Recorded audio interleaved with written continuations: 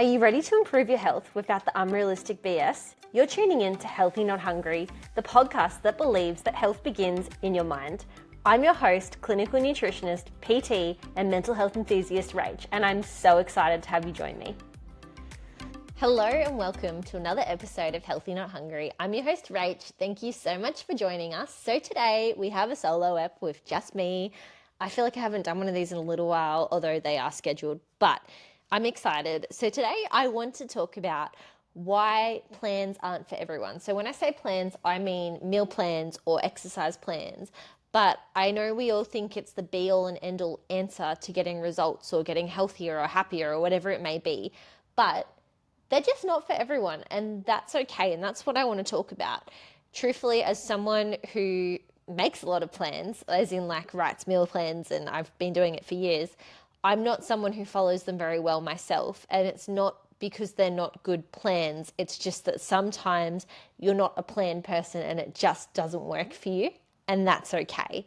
So I wanted to go into why these plans don't work for everyone and also some things you can do about it, because I'm all for actionable steps for how we get past this. But yeah, I think it's one of those things that we need to normalize. Like, plans can be great. They can be very effective to get you from point A to point B. And for some people, they work really well and people can stick to them. For other people, we feel like we're constantly falling short, and then it continues the negative spiral of failure and feeling like you can't hit the mark, you can't do it, you're not doing well, you stuffed up today, so why bother tomorrow? And the list goes on. So for some of us, it just does not work. Basically, I think it comes down to a personality type. Sometimes I think it comes down to how your brain works, how your motivational factors work, but also they just don't suit everyone. So sometimes you might be in a different circumstance or lifestyle or routine. Maybe you're out of routine and it just isn't a time where it works for you. Like, okay, say you have a newborn baby and their sleep's all over the shop and it makes it really hard to be consistent. You sticking to set things like set meals or set exercises just maybe doesn't work. And more often than not, you feel like you're failing rather than ticking boxes.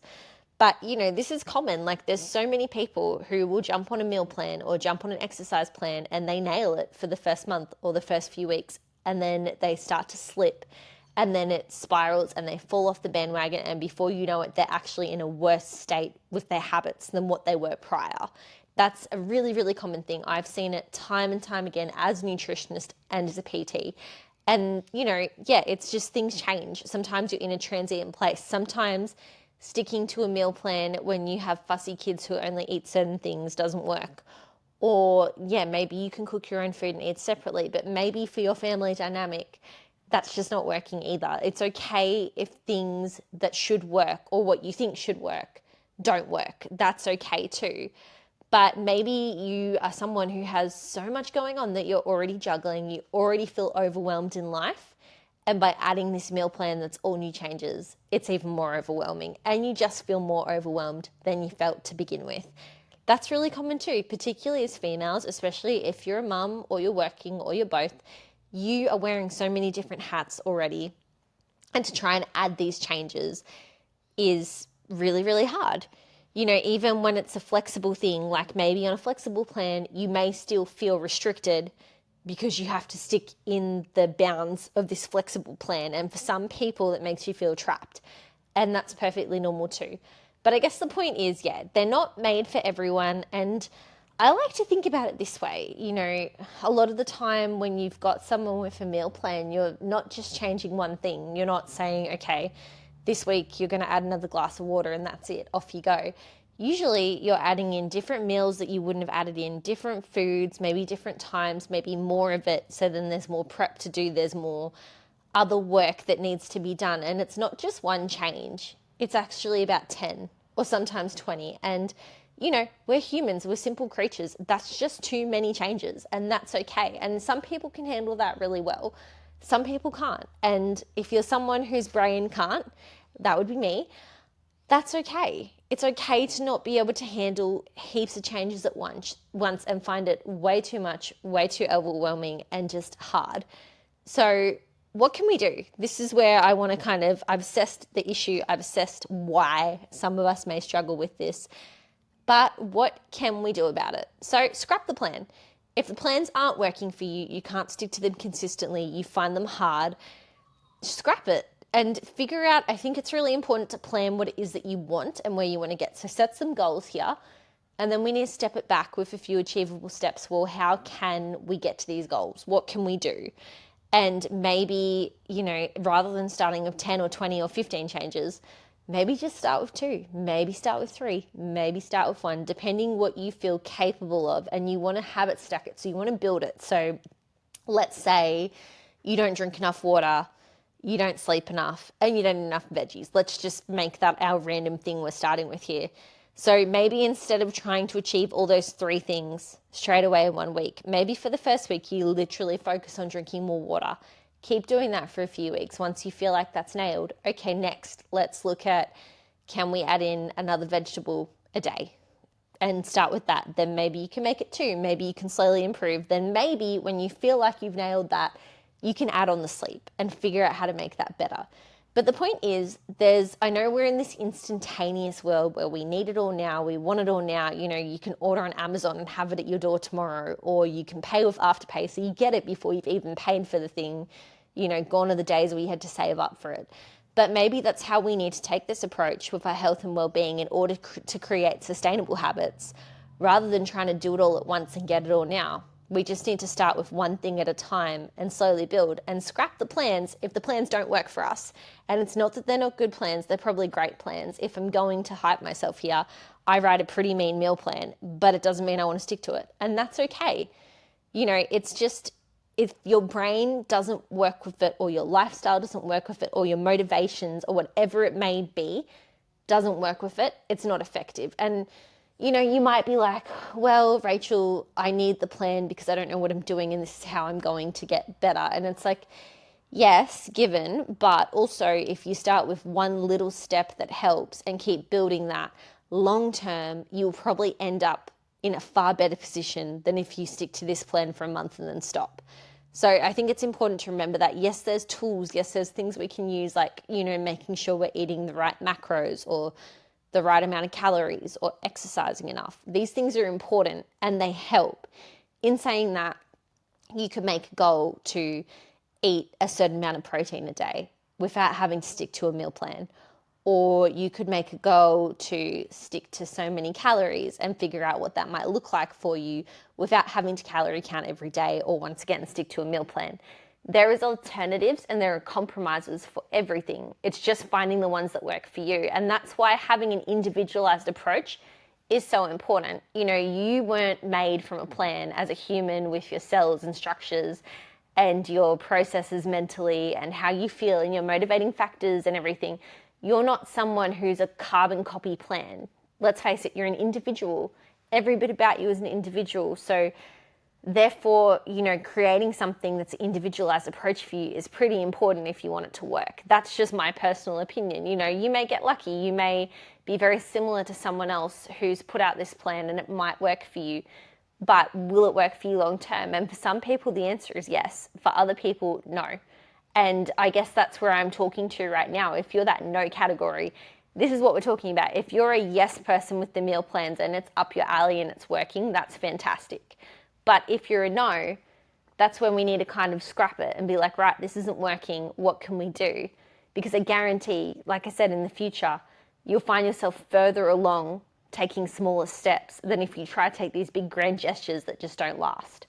So yeah, scrap the plan, figure out your goals, start with a few small achievable changes and habit stack them as you are ready, as you feel you have the capacity to, and as you can.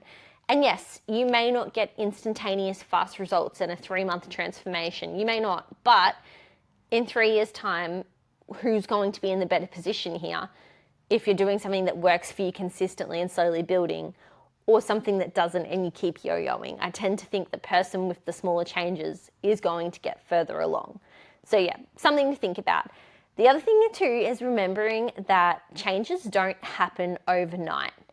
So, let's look at anything. As much as, once again, we're in this instantaneous world and we want things to happen overnight, they just don't. If you're building a house, it's not built overnight. It takes time. You've got to lay down the foundation. You've got to have a plan. You've got to get, all the things in order. You've got to get the materials, you've got to get them built in the right order. I think our life's the same. You know, we can't just expect to be like, oh, I want to lose 10 kilograms, jump on this plan, off we go. And, you know, if you do lose that weight really quick, the chances are it won't stay off. So, you know, looking at things don't just happen overnight. They take time, even mindset shifts. So even understanding, you know, let's look at this, understanding the importance of needing a good night's sleep. Maybe 5 years ago, you didn't understand the importance. Frankly, you didn't care. You could survive on 5 hours sleep. That worked for you. But come 5 years down the track, all of a sudden you are at that point in your life where you have that mental understanding and that want and that need to do it. Therefore, you can. It's like the saying, you can lead a horse to water, but you can't make it drink. It's the same with us. If we don't see the importance and the value of doing something, we're not going to force ourselves to keep doing the actions to make it happen. So sometimes that is purely just a point of time where you're at, where there's certain things that you prioritize, that you value, that you see the importance of, and there's things that you don't yet, and maybe, you know, maybe you never will, or maybe it's just that you're not at that point to prioritize that just yet, and that's okay too. So I think it's understanding where your headspace is at, the season where you're at, and you know, when you're writing goals of what you want to achieve, do they align with your values and your needs and your wants? Because if they don't, you won't be able to stick to them. Or if you do manage to stick to them, they're not going to mean much because they're not actually aligned with you as a person and what you want and need and where you want to go in the future. So that's something else to really consider here, is looking at these goals I've got. Like, what's the why behind them? Do they matter? So let's say I say, okay, I really want a smoking hot bikini body for December. Why? Because I want to look hot. But do I? Is that my value? Is that really what I care about in life? And if it is, power to you, great. That's what you should go for. But maybe it's not. Maybe it's not that I want this smoking hot bikini body, but maybe it's that I just actually want to feel good about myself. I want to feel confident. I want to be able to chuck on swimmers and jump in the water to spend time with loved ones without thinking twice about it. Maybe it's the other feelings I get from that I feel empowered, that I have energy, that I'm happy, that I can run around, that I can do the things. So I think once again, it's looking at what is it that you want and why do you want it? Does it align with your values and goals? And if not, maybe reassess and rethink this so that you are creating goals that work with your lifestyle, and then you can choose small achievable steps that work for this. But I feel like I'm getting to a point where I'm kind of overlapping myself a little bit here and kind of going on the same thing. So hopefully you've gotten something from this. If you are someone who does not stick to plans for whatever reason, no matter how hard you try, no matter how many different ones you've tried, you have the best intentions, but it's just not your jam, that is a-okay. The good news is I have a solution for you. So I have been thinking for a while, how can I help people who are in that position? Because like I said, that is me, that is my brain. And how can we make this affordable and achievable and accessible for everyone? Because once again, we're in a big cost of living crisis. Spending $150 on a nutritionist right now is not on the top of people's priority list. So I have created something called the Health Strategy Session and the Health Strategy Check-In. So with the Health Strategy Session, it's $40 and it goes for 20 minutes. You pre-fill some things about like 3 points that you want to work on. So whether that's concerns you've got, goals you've got, things you want to address, what you'd like to improve. And together we discuss it. So we come up with some goals and some strategies of little habits of how you can build on those goals. So that you've walked away not with 10 or 20 changes that you can't stick to, but maybe it's 1, maybe it's 2, maybe it's 3. But you feel like you are on the path to looking after yourself and prioritizing yourself. So that is the first one. The second one is the check-in. So this is a $20 one, and basically you fill out a questionnaire with really similar stuff, a little bit more information, and I record a video going through it, coming up with some ideas of how we can make that work for you, and you can watch it in your own time. Now, the best part about this is if you do sign up to it being a regular thing, so whether that be monthly or fortnightly, you also get access to my messaging group, which means that everyone who is in this program is in this group, and you can have that nutritionist support. So any questions, any queries, if you need some backup, if you need some cheerleading, you just post in there and I will respond, and you have that one-on-one support that you're after. And you know, if you do the check-in, that's $5 a week for like nutritionist support, that one-on-one approach and looking after yourself, and you're not breaking the bank to do it. So If you are interested, feel free to reach out. We do have the new website uploaded as well, so you can just apply straight through there. Or if you have any questions, jump in Healthy Not Hungry podcast DMs on Instagram, or you can find us on Facebook as well. And I'd love to answer some questions for you and be able to support you through it. But as usual, I hope you found this podcast interesting. I hope it sparked some thoughts for you. I hope it may be normalized if you feel like you suck at plans. Hopefully you feel a little bit better about it. But yeah, I'll be in your ears again next week. Have a lovely week. Look after yourself and remember you're amazing. Well, that's all we have time for today, but thank you so much for tuning in and joining us once again. If you haven't already, please subscribe, like, and leave a review on your favorite podcast streaming site, or share with someone who you think could benefit from this episode. Don't forget to follow us on your favorite social media at Healthy Not Hungry or Healthy Not Hungry Podcast.